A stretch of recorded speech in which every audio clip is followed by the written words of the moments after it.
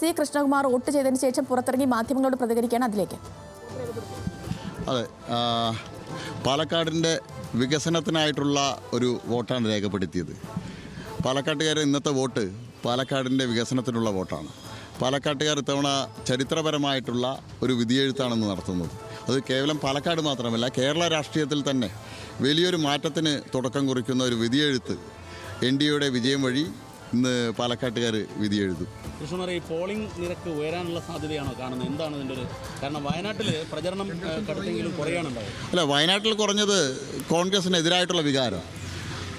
തെരഞ്ഞെടുക്കപ്പെട്ട് അവിടുത്തെ ജനങ്ങളെ വഞ്ചിച്ചു പോയ ശ്രീ രാഹുൽ ഗാന്ധിക്കെതിരായിട്ടുള്ള ജനങ്ങളുടെ പ്രതിഷേധം അത് വോട്ടിങ്ങിൽ പ്രതിഫലിച്ചു.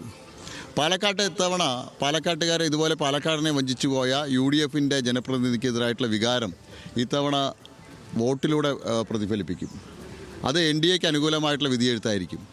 പാലക്കാടിലെ പൊതുരംഗത്ത് കഴിഞ്ഞ 3 പതിറ്റാണ്ടിലധികമായിട്ട് ഇവിടെ പ്രവർത്തിക്കുന്ന, ജനങ്ങളുടെ ഇടയിൽ പ്രവർത്തിക്കുന്ന, ജനങ്ങൾക്കൊപ്പം കോവിഡ് കാലത്തും പ്രളയകാലത്തുമെല്ലാം ഉണ്ടായിരുന്ന എനിക്ക് അനുകൂലമായിട്ട് പാലക്കാട്ടുകാർ വോട്ട് രേഖപ്പെടുത്തുന്നതാണ് ഞാൻ പ്രതീക്ഷിക്കുന്നത്.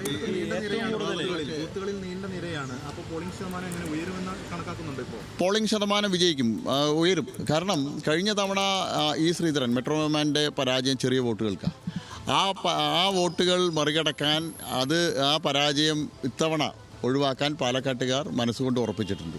NDA വിജയിപ്പിക്കാൻ. രാഷ്ട്രീയ വിവാദം ഉണ്ടായൊരു മണ്ഡലമാണ്. ഈ വിവാദങ്ങൾ എങ്ങനെയായിരിക്കും പാലക്കാട്ടുകാർ കാണുന്നത്? പാലക്കാട് ഞാൻ തുടക്കം മുതൽ പറഞ്ഞല്ലോ, വിവാദങ്ങൾക്ക് സ്ഥാനമില്ല. ഞങ്ങളിവിടെ ചർച്ച ചെയ്ത് മുഴുവൻ ഇവിടുത്തെ പാലക്കാട്ടത്തെ ജനങ്ങളുടെ വിഷയങ്ങളാണ്. നെൽകർഷകരുടെ വിഷയം, അതുപോലെ തന്നെ കുടിവെള്ള പ്രശ്നം, മുനമ്പം പോലെയുള്ള വിഷയങ്ങൾ, ജനകീയ വിഷയങ്ങളാണ് ഇവിടെ ഞങ്ങൾ ചർച്ച ചെയ്ത്. ആ വിഷയങ്ങളാണ് പാലക്കാട്ടുകാർ ഏറ്റെടുത്തിട്ടുള്ളത്.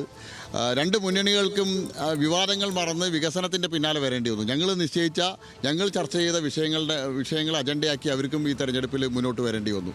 ഇത്തവണത്തെ വോട്ടും അതിനനുസരിച്ചിട്ടായിരിക്കും.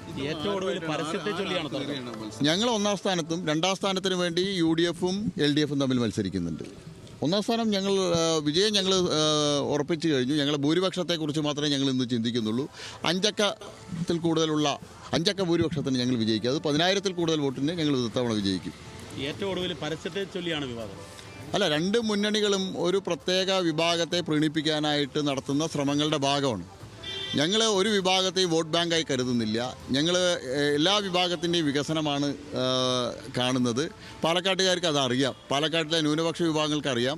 ന്യൂനപക്ഷ മേഖലകളിൽ പോലും ഇത്തവണ ഞങ്ങൾ വലിയ മുന്നേറ്റം നടത്തും.